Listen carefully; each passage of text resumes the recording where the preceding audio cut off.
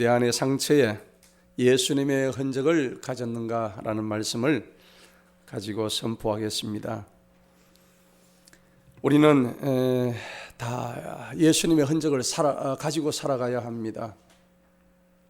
사람은 누구나 할 것 없이 상처가 다 있습니다. 또 온몸에 흉터가 없는 사람이 없습니다. 다 흉터가 있어요. 그런데 이 상처나 흉터는 살아있는 사람만이 가지는 특권입니다.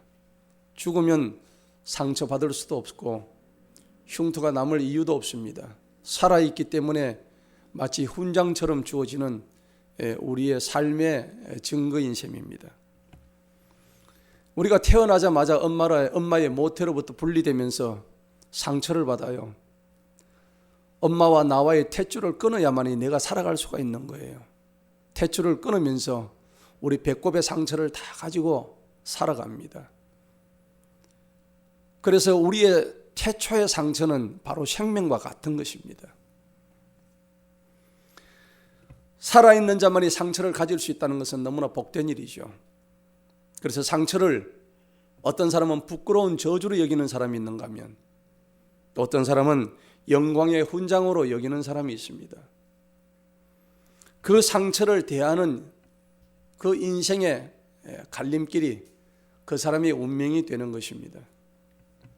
그런데 사람은 대개 사람의 그 상처를 받지 않으려고 다들 그러고 있습니다. 왜 그럴까요? 상처가 아프기 때문이죠. 상처란 것이 너무 아파요. 아픔을 남기기 때문에 그 상처를 받지 않으려고 합니다. 하지만은 그 어떠한 것도 상처 없이 되는 것은 하나도 없습니다. 언젠가 텔레비에 나왔던 축구선수 박지성의 발을 보니 그 자리에 올라가기까지 얼마나 그 발이 험한 상처투성이었는지 그 TV를 통해서 우리가 볼 수가 있었습니다. 그런데 우리가 육신의 상처도 크지만 정작 마음의 상처는 더 큽니다. 살아가면서 마음의 상처만큼 힘든 일이 없죠. 우리가 남에게로부터 받았던 그 상처로 인해서 나도 남에게 똑같은 상처를 주려고 합니다. 자기도 모르게 어떤 그 방어의 기제가 형성이 되는 것이죠. 육신의 상처는 몸의 흉터로 남아있지만은 우리가 마음으로 받았던 그 상처는 평생을 따라다닙니다. 그리고 깊은 정신적인 트라우마로 남아서 우리의 삶을 방해합니다. 앞을 제대로 나아가게 하지 못하고 있습니다. 그래서 삶에서 진정한 자유로움을 만끽하지 못하게 만드는 것이 이런 정신적인 상처인 것입니다. 사랑하는 성도 여러분, 예수 믿는 게 뭘까요? 예수님 믿는 게 우리에게 어떤 의미가 있을까요? 이 험하고 복잡하고 이 어지러운 세상 속에서 우리가 갈 곳을 잃어서 허구한 날 방황하고 그리고 늘 힘들어합니다. 그런데 이럴 때 내가 어디서 왔고 내가 어디로 지금 가고 있으며 내가 가야 할 곳은 어딘가를 분명히 아는 사람에게는 이 상처가 그렇게 문제가 되지 않습니다. 그리고 나를 어떤 상황에서도 이 주어지는 그 상황에서 나를 맡기며 성경이 말씀하시는 진정한 진리의 그 말씀 속에 거할 때에 하나님의 말씀이 주시는 진정한 자유, 참 자유, 진리, 그리고 진정한 해방, 이런 것들을 맛본다는 것은 얼마나 큰 축복인지 모르겠습니다. 올해가 우리 교회 창립이 10주년 되는 기념의 해입니다. 10년이면 강산이 변한다고 그러는데 강산이 변했어요. 돌아보니까 하나님의 은혜고 또 우리에게 복음의 사명을 맡기신 하나님의 뜻을 행하게 하심에 감사하는 거예요. 우리 교회는 선양교회, 선교하고 양육하는 교회입니다. 여러분, 마차가 달릴 때에 두 바퀴로 달리는데 한쪽의 바퀴만 움직이면 되지 않습니다.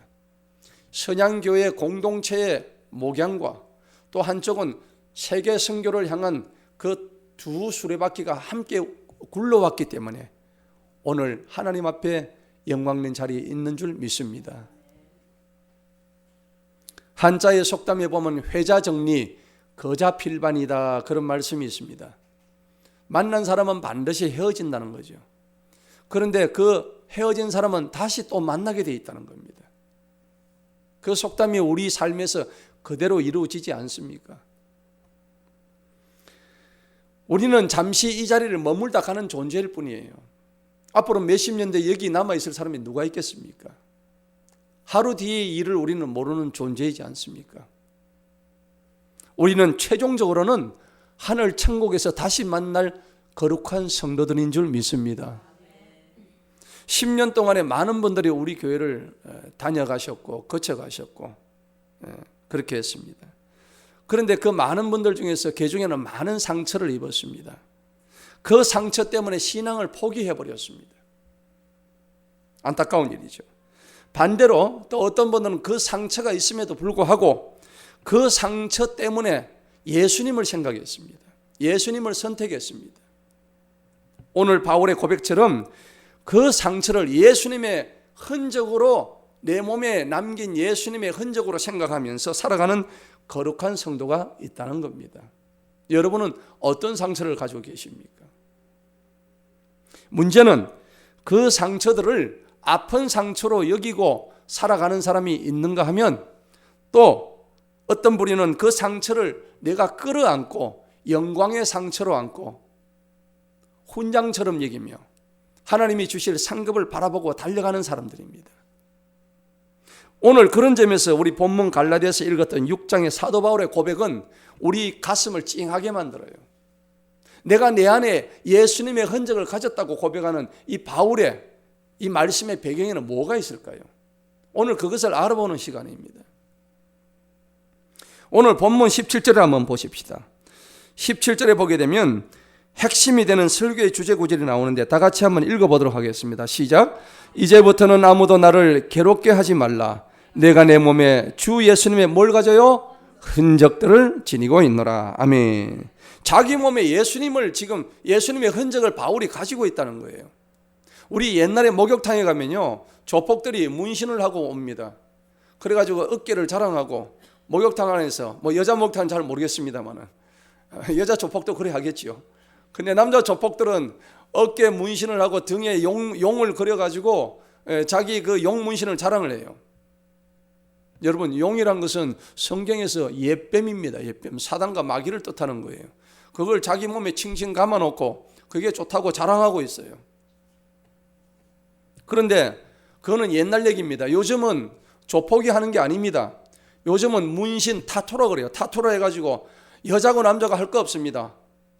온 몸에, 온 팔뚝에, 온 다리에 시퍼런 문신을 새겨가지고 다니는데 저는 마치 뱀의 가죽을 보는 것 같아요. 징그럽습니다. 레위기 19장 28절에 보면 하나님께서는 사람의 몸에 표를 넣지 마라, 문신하지 마라고 분명히 말씀하고 있습니다.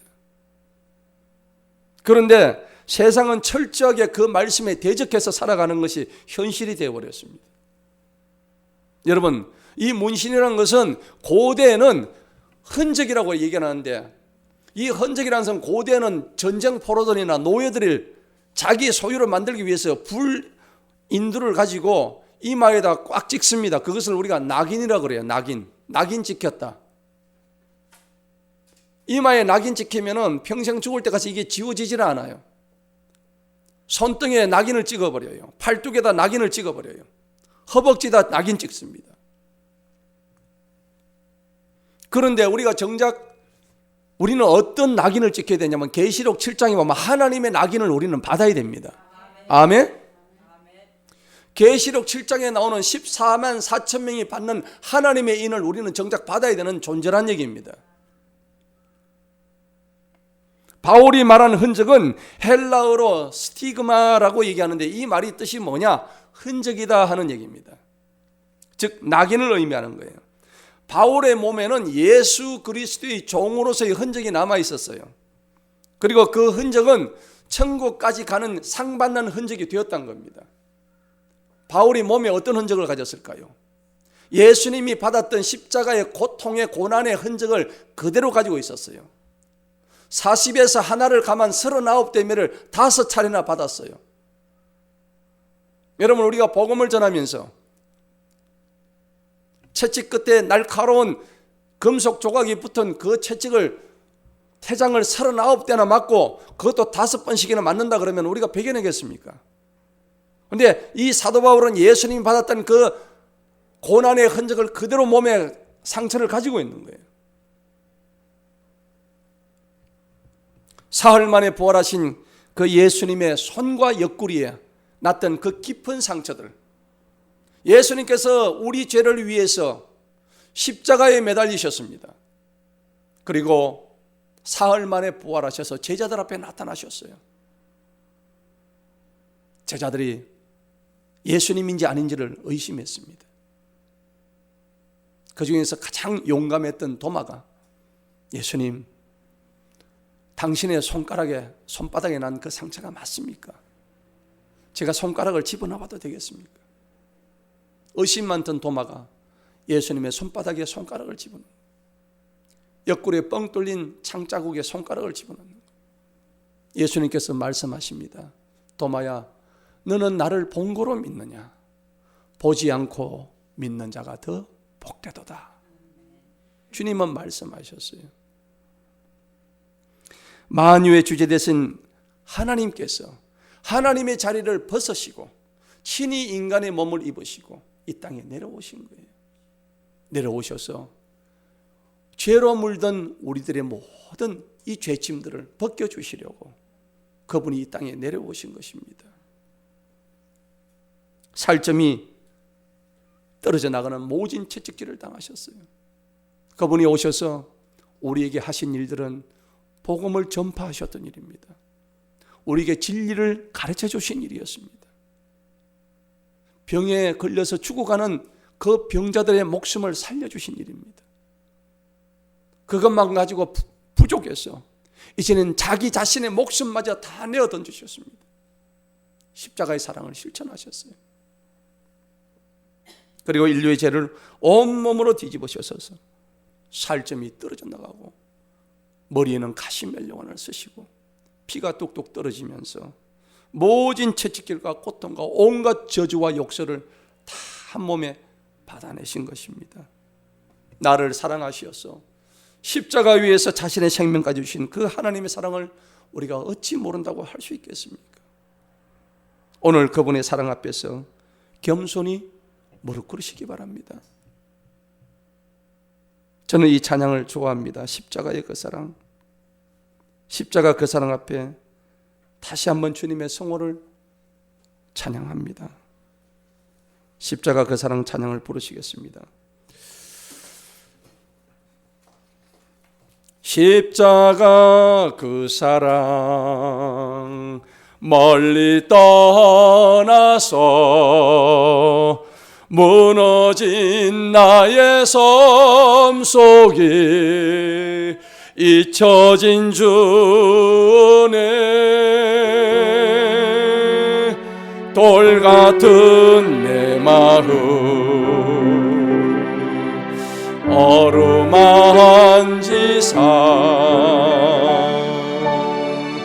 다시 일으켜 세우시 주를 사랑합니다. 저 나를 보시고 널 붙드시리 나는 외롭고 정비한 주님의 자녀로 저 나를 보시고 널 붙드시래 나는 외롭고 정비한 주의 자녀로 아멘. 그렇습니다. 오늘 이 찬양처럼 우리는 그 십자가의 사랑, 그 사랑을 잊지 말고 살아야 합니다. 어느새 내 마음은 돌과 같이 굳어져 버렸습니다. 예수님의 흔적이 풍화작용에 의해서 갈수록 힘이 져버렸습니다. 오늘 내 속에 예수님의 흔적을 가지기로 그렇게 작정했던 바울의 고백에서 우리는 그 바울이 하나님을 얼마나 사랑했음을 우리가 알 수가 있습니다. 바울이 어떤 인물이었습니까? 바울은 다메섹 가는 그 도상에서 예수님을 인격적으로 만났습니다. 바울이 다메섹에서 만났던 그 예수님, 오늘 저와 여러분들은 어떤 길에서 바울처럼 예수님을 만날 수 있겠습니까? 사도 바울은 이전에 할례받고 율법으로 똘똘 뭉쳐졌던 유대의 율법학자였습니다. 예수 믿는 사람들을 찾아서 잡아 죽였던 사람이에요. 그런 그가 예수님 믿고 변화되어서 예수님을 모르던 수많은 세계의 이방인들을 향해서 이방인을 위한 복음의 전도사가 되었던 것입니다. 세계 선교의 복음의 증인이 되었던 것입니다. 근데 그 과정에서 얼마나 많은 복음의 과정 속에서 고난과 고통과 죽음의 위협을 당했는지 몰라요. 결국에는 사도 바울은 복음을 위해서 순교까지 가는 자리가 되었던 겁니다. 하지만 사도 바울은 하나님의 복음의 가치를 진실로 진정으로 깨달았기 때문에 추위와 헐벗음과 배고픔과 난파와 그리고 온갖 저주와 욕설들을 함께 듣고, 그리고 그는 생명의 위험 속에서도 절대 굴하지 않고 온몸으로 영광의 상처와 그 자신 속에 예수님의 흔적을 지니고 있을 수 있었습니다. 오늘 본문 말씀 12절을 보시도록 하겠습니다. 오늘 본문의 12절에 보니까 육신에 관한 이야기를 합니다. 육신의 좋은 모양만을 보이고자 하는 자들입니다. 여러분, 세상은 육신으로 가지고 살아가는 사람들이에요. 그리스도의 십자가는 지지 않고 무늬만 예수님을 가지고 살려고 하는 사람들이 많이 있습니다. 바울은 늘 육신과의 싸움에서 지지 않으려고 애를 많이 썼던 사람입니다. 그런데 우리가 천국 가기까지는 이 육신을 입고 있기 때문에 육신의 소욕을 물리치기가 참 힘든 것이 사실입니다. 그런데 우리는 이 육신과의 싸움을 통해서 우리 영적 싸움에서 이겨내는 것이 우리 성도들이 궁극적으로 해야 할 일인 줄 믿습니다. 성경 요한일서 2장 16절 17절에는 육신이 하려고 하는 일들에 대해서 이렇게 말씀합니다. 이는 세상에 있는 모든 것이 육신의 정욕과 안목의 정욕과 이생의 자랑이니 다 아버지께로 쫓아온 것이 아니요. 어디서 왔다고요? 세상으로부터 나온 것이다. 이 육신의 정욕과 안목의 정욕과 이생의 자랑은 세상으로부터 왔다고 성경은 말씀합니다. 그런데 이 세상도 그 정욕도 지나가되 오직 하나님의 뜻을 행하는 이는 영원히 거하느니라. 아멘. 여러분, 육신대로 살면 성경은 다 망한다고 증언하고 있습니다. 육신대로 살다가 어마어마한 사람들이 지금 망하는 길로 지금 가고 있습니다. 세상은 어떤 곳입니까? 철저하게 육신대로 살아가는 곳입니다. 세상의 신은 누굴까요? 세상의 주인은 사단입니다. 사단의 종로로 사다가 망하는 많은 사람들이 있는데 오늘날 수많은 성도들도 하나님의 진실을 보지 못하고 내 안에 예수 그리스도의 흔적을 다 지워버리고 이제는 육신의 소욕대로 살아가는 그리스도인이 많다는 사실입니다. 그래서 예수님께서 말씀하셨습니다. 마지막 때는 내가 너희에게 믿음을 찾아보기 힘들겠노라고 성경은 말씀하고 있습니다. 육신의 정욕이 뭘까요? 우리 사람의 정상적인 이성보담도 몸이 끄달리는 대로, 몸이 시키는 대로 따르는 것이 육신의 정욕입니다. 감정과 감각으로 살아가는 것이에요. 기분대로 살아가는 것입니다. 우리 그리스도인들이 이렇게 살아서는 안 됩니다. 소금을 먹으면 물을 켜듯이 정욕을 계속 발산하면 그 정욕에 의해서 내 자신이 잠식이 되어버려요. 정욕을 자랑하면 끝이 없습니다. 이것을 가지면 저것을 가지고 싶고 또 다른 것을 가지고 싶고 조금 더 쾌락적인 것을 더 많이 하고 싶고, 정상적인 성욕자가 없습니다. 이제는 변태 성욕자가 이 사회가 넘쳐나는 곳입니다. 안목의 정욕도 마찬가지죠. 안목의 정욕이라는 것은 눈 안자죠. 눈으로 보는 욕심을 얘기하는 겁니다. 그것이 안목입니다. 눈으로 보는 욕심이 안목의 정욕인데, 사람들이 지금 삶의 조건에 만족을 하지 못해요. 지금 내가 보는 것보다 더 좋은 것을 가지기를 원해요. 지금보다 자꾸 더 많은 것을 요구합니다. 그런데 그러다 보니까 점점 더 좋은 것, 점점 더 큰 것, 더 많은 것, 더 좋은 것. 그래서 우리가 백화점에 가면 거기 전열된 모든 상품들을 보게 되면 다 사고 싶은 거예요. 그걸 보고 있으면 그런 우리 눈으로 보았던 모든 이미지들이 우리 내 속에 다 들어와서 하나님의 말씀을 멀리하게 되고 세상의 이미지들이 계속 가득 차는 것을 우리가 느끼게 되는 겁니다. 우리는 자기 분수에 맞게 살아야 되는 것이에요. 아멘? 그리스도인들은 그 이상의 것을 바라보아서는 안 됩니다. 자기 분수에 맞게 살라고 성경은 말씀하고 있습니다. 철없는 어린아이에게 칼이 주어진다면 그 칼은 그 아이 스스로를 찌르는 흉기가 될 수 있는 거예요.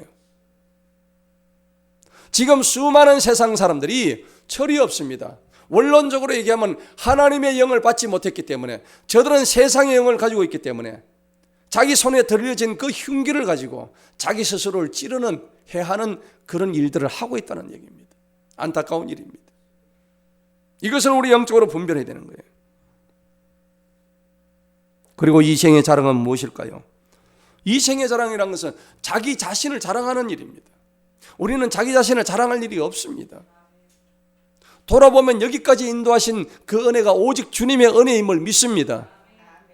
가문을 자랑하고 족보를 자랑하고 학식을 자랑하고 나의 배경을 자랑하고, 하지만 그 모든 것은 다 지나간다고 성경은 말씀합니다. 우리가 자랑해야 할 것은 오직 나는 하나님의 자녀다, 이것만 자랑하시기에 축원합니다. 이것이 우리의 해야 될 일이에요. 성경은 말씀합니다. 요한일서 2장 15절입니다. 이 세상이나 이 세상에 있는 것들을 사랑하지 말아라. 누구든지 이 세상을 사랑하면 아버지의 사랑이 네 속에 없는 것과 같다. 성경은 말씀하는 거예요. 오늘 본문 말씀을 보니까는 14절을 보시기 바랍니다. 그러나 하나님께서는 금하시느니라. 나에게는 우리 주 예수 그리스도의 십자가의 구원 이외에는 결코 자랑할 것이 없다. 할렐루야.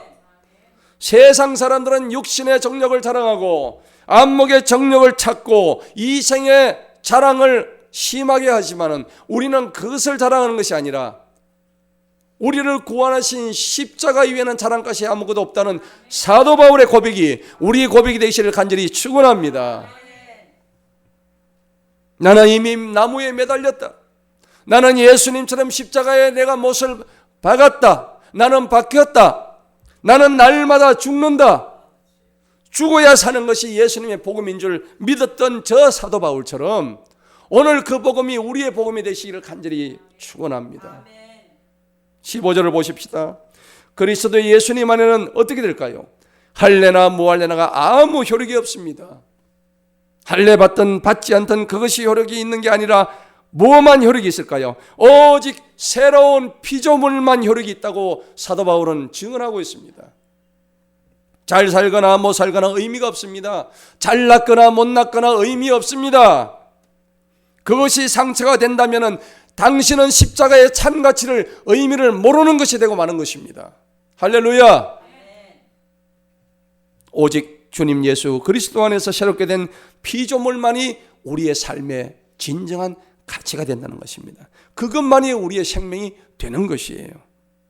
그것을 할 때 16절을 보십시다. 어떻게 될까요? 이 규칙에 따라 행하는 모든 이들에게와 같이 그들 위에 있는 무엇이 온다고요? 평화와 긍휼이 온다. 예수님을 자랑하게 되면 진정한 평화가 오는 것이에요. 여러분, 돈이 아무리 많고 평화가 오지 않으면 그 집안이 어떻게 됩니까? 쑥대밭이 되는 거예요. 돈이 아무리 많으면 뭐합니까? 재산 때문에 형제가 다투고 살인까지 하게 되고 차라리 재산 없이 하나님의 십자가 자랑했더니 그 가정에 진정한 평화가 오게 되면은, 그리고 하나님의 긍휼하심이 그 가정에 임하게 되면은 이것이야말로 진정한 축복이 아닌가 믿으시기 바랍니다. 17절에 오늘 가장 핵심 구절이죠. 다 같이 다시 한번 읽어봅니다. 시작. 이제부터는 아무도 나를 괴롭게 하지 말라. 내가 내 몸에 주 예수님의 흔적들을 지니고 있노라. 아멘.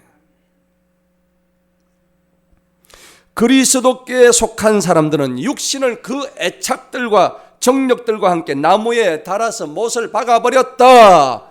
성경은 말씀합니다.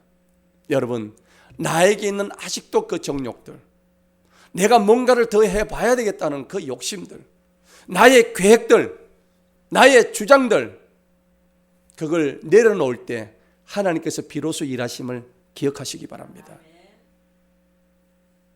오늘 성경은 갈라디아서 5장에서 성령의 9가지 열매를 갈라디아서 5장 20절에서 분명히 말씀하시는데, 사랑과 희락과 화평과 인자와 자비와 양성과 충성과 온유와 절제를 내가 너희에게 선물로 주노라.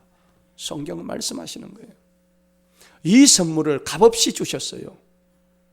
조건 없이 주셨습니다. 무엇을 받을 때? 성령의 충만함을 받을 때에.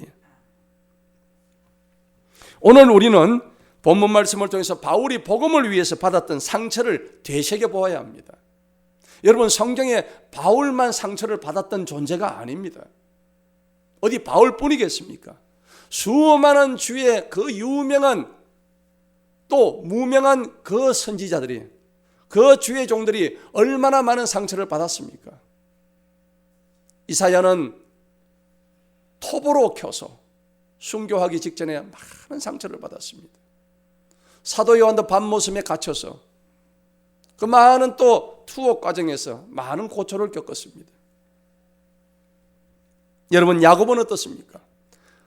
하늘에서 내려온 하나님의 천사와 같이 씨름을 하다가 환도뼈가 부러졌습니다. 평생 동안 불구로 살아가는 그 야곱의 그 영광의 상처가 있었기에 오늘 이스라엘 12지파가 오늘 만천하에 있다는 것입니다. 오늘 우리 모두에게 바울의 상처, 야곱의 상처, 이사야의 상처, 요나의 상처, 그 요한의 상처가 우리에게 있는지 다시 한번 돌아보는 시간 되시기를 축원합니다. 그런데 내 몸에 지금 내 영혼의 상처가, 이 상처가 진정 하나님을 위한 상처였던가, 아니면 내 욕심을 위한 상처였던가, 다시 한번 돌아봐야 되는 거예요. 성도 여러분, 여러분도 복음을 위해서 바울처럼 상처를 받으셨습니까? 그렇다면 그만큼의 영광이 될 것입니다. 상처는 사랑하다 받고 좋은 일을 하다가 받습니다. 미워하는 사람에게는 나쁜 일을 하다가는 상처받지 않습니다. 상처받는 것을 두려워한다면 저와 여러분은 아무것도 할 수가 없는 사람들이에요. 바울처럼 예수의 흔적을 가지시기를 축원합니다. 그 흔적이 있을 때에 진정 예수님의 사람이 되는 것이에요. 저는 제 몸에 주님이 주신 상처를 가지고 있습니다. 오랫동안 수십 년 동안 하나님을 떠나 있던 제가 하나님을 만난 후에 청천벽력 같은 암 선고를 받았을 때에 그 암이 저에게 하나님께서 복음을 위한 선물이라고 말씀을 하셨는데, 그것이 진정 선물임을 제가 깨닫고 알게 되었을 때 그 암은 하나님이 주신 진정한 선물이었다.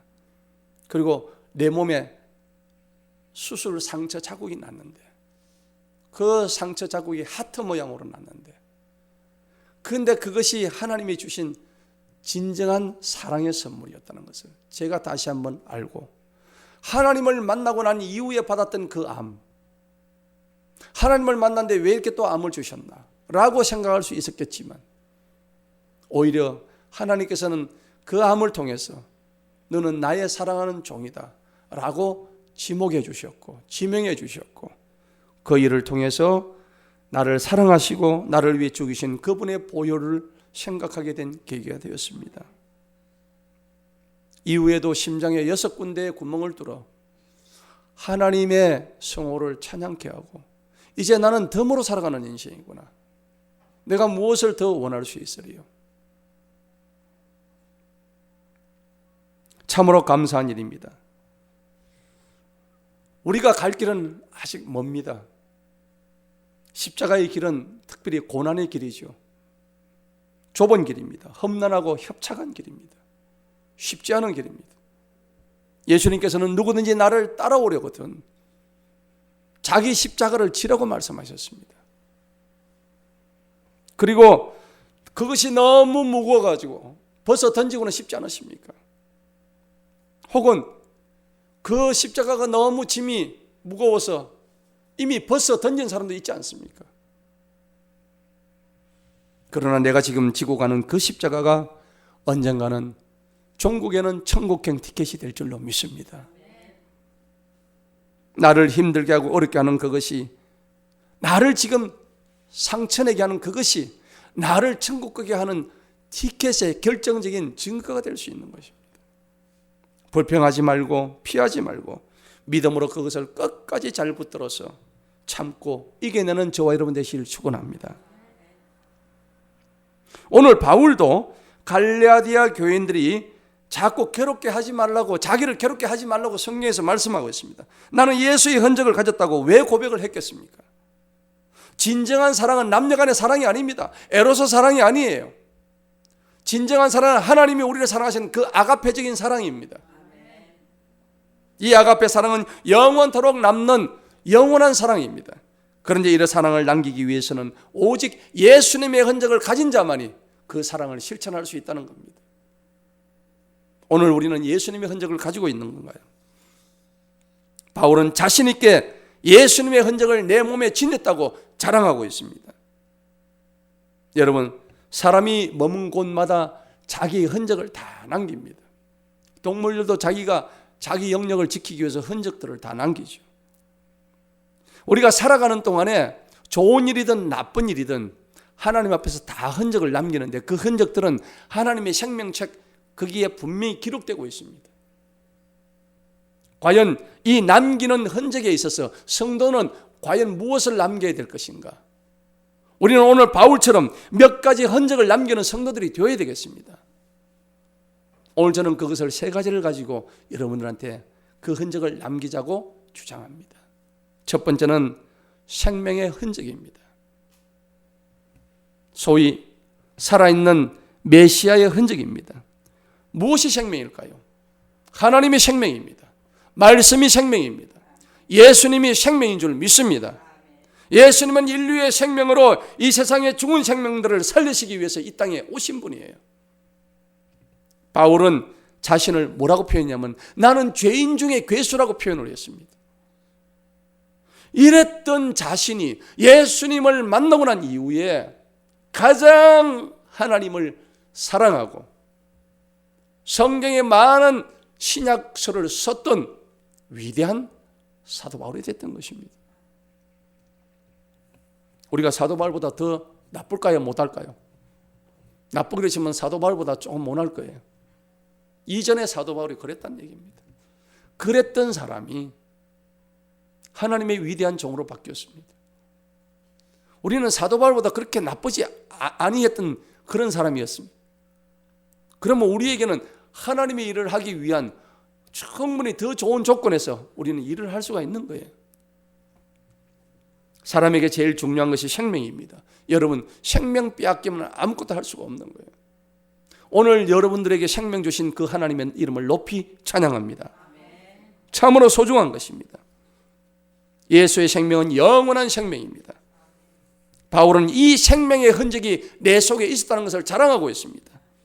다메섹 전에는 없었지만은 그 이후로 예수님을 만나서 생명의 흔적을 가지게 됨을 자랑했습니다.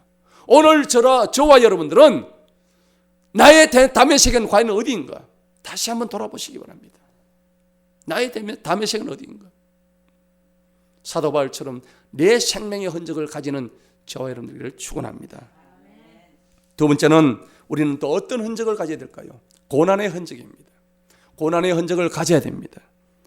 주를 위해서 고난을 여러분들이 받으셨다면 그것은 영광의 면류관이 되는 것입니다. 베드로전서 5장에 보면 너희 중에 장로들에게 고난이니 나는 함께 장로된 자요 그리스도의 고난의 증인이요 나타날 영광에 참여한 자로다. 아멘. 그리하면 목자장이 나타나실 때 시들지 아니하는 영광의 면류관을 얻으리로다. 성경은 말씀합니다. 여러분, 과연 우리 성도들의 고난의 흔적은 무엇으로 나타날까요? 생명으로 나타나는 거예요. 오직 주를 위해서 받는 그 고난. 베드로전서 2장 20절에 보면 죄가 있어 매를 맞고 참으면 무슨 칭찬이 있겠느냐. 오직 선을 행함으로 고난을 받고 참으면 이는 하나님 앞에 아름다우니라. 아멘. 여러분, 죄로 인한 고난이 아니라 선을 행함으로 인해서 받는 고난을 귀하게 여기시기 바랍니다. 죄를 짓다가 고난 받는 건 그거는 자기 자신의 책임이죠. 하지만은 하나님 앞에 우리가 선을 행하다 받는 고난은 여러분 자랑 삼아 여기시기 바랍니다. 고난이 오면 우리가 어떻게 될까요? 오직 믿음으로 행해야 합니다. 믿음으로 갈 수밖에 없는 것입니다. 이 고난이 싫어서 오히려 사람을 미워하고 판을 깨어버려서는 안 됩니다. 참고 인내해야 됩니다. 기다려야 됩니다. 우리에게 주실 그 영광을 끝내 주실 것을 믿고 끝까지 믿고 달려나가는 것이 우리의 임무인 것입니다. 어떤 고난이 와도 나에게 유익줌을 믿어야 되는 것이에요. 바울은 수많은 고난의 흔적을 가졌습니다. 고린도서 6장 4절에 보니 오직 모든 일에 하나님의 일꾼으로 자천하여 많이 견디는 것과 환난과 궁핍과 곤란과 매맞음과 갇힘과 요란한 것과 수고로움과 자지 못함과 먹지 못함과 얼마나 많은 고통을 겪었는지 몰라요. 오직 복음을 위해 이런 고난의 흔적을 바울은 지금 자랑하고 있습니다. 여러분, 이런 바울의 고난의 자랑을 우리도 함께 할 수 있는 저와 여러분 되시길 축원합니다. 마지막으로 세 번째, 예수님의 흔적을 가져야 합니다. 종합해서 말씀드리자면 바울은 누구처럼 살았느냐? 예수님처럼 살고자 애를 썼습니다. 그 또한 사람이었기 때문에 여러 가지 시험도 많았고 힘듦이 있었지만은 그는 한평생 예수님을 본을 벗고 그 예수님의 본을 받아서 살려고 애를 썼던 종이었습니다. 사랑하는 성도 여러분, 예수님을 믿으시고 교회에 한평생 나가시기를 원하시고 정말 우리가 주님 뜻대로 살기를 원하신다면 예수님의 흔적을 남기시기 바랍니다. 우선 예수님의 흔적을 남기기 전에 우리 생각부터 바꿔야 되겠습니다. 그게 뭐냐? 우리의 기본적인 인격과 품성과 그리고 꿈과 비전을 예수님처럼 가질 때에 그것이 변한다는 사실입니다. 방법이 딱 한 가지입니다. 다른 게 없습니다. 오직 우리의 마음속에 주님을 모시면 끝나는 일입니다. 할렐루야. 그리고 행함에서도 주 안에서 성령의 인도하심 따라서 믿음으로 나가면 다 되는 것이에요. 무슨 일을 만날지 모르지만은 우리는 5분 뒤를 알 수가 없어요. 하지만 믿음으로 나가다 보면은 반드시 주님이 인도해 주심을 믿습니다. 작은 흔적이라도 계속해서 남기다 보면 나도 모르게 어느새에 거룩한 예수님의 모습을 닮아가는 것을 우리가 보게 될 것입니다. 내가 거룩하니 너희도 거룩하라. 내가 완전하니 너희도 완전해라. 오늘 본문의 바울은 할례를 언급하면서 갈라디아 교인들에게 말씀하고 있는데 구약에는 할례가 어쩌면 구원의 표였지만은 신약에서는 오직 예수 그리스도 십자가를 믿는 믿음 이외에는 구원의 조건이 없었습니다. 할례의 흔적이 구원의 조건이 아닙니다. 얼굴이 유대인처럼 생겼다고 해서 구원받는 것이 아닙니다. 오직 우리 속에 예수님의 흔적만이 구원의 조건이 된다는 사실을 기억하시기 바랍니다. 내 안의 상처를, 내 안에 수많은 살아왔던 상처들이 있습니다. 이제는 그 상처를 과거의 상처, 저주받은 상처로 생각하지 마시고 예수님의 흔적으로 바꾸는 저와 여러분 되시기를 축원합니다. 다 같이 한번 눈을 감아 보십시다.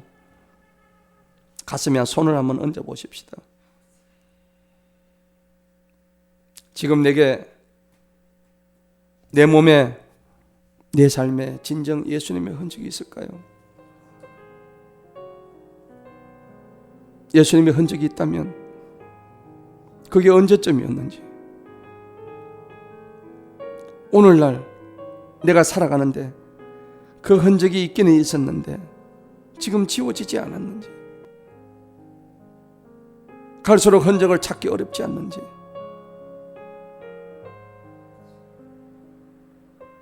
나를 힘들게 했던 상처를 이제는 용서와 기쁨과 사랑으로 승화시키기 바랍니다. 주님, 주님의 그 십자가 사랑과 영광의 상처로 이제는 살아가고 싶습니다. 오늘 말씀하신 바 내 속에 예수님의 흔적을 가지고 싶습니다. 생명의 흔적, 고난의 흔적, 예수님의 흔적을 가지고 살기 원합니다. 이 세 가지 흔적을 꼭 남기셔서 먼 훗날 오직 주님께로부터 잘했다 칭찬받는 복된 성도들 되시기를 주 예수 그리스도의 이름으로 축원합니다. 아멘. 기도하겠습니다. 하나님 아버지 감사합니다.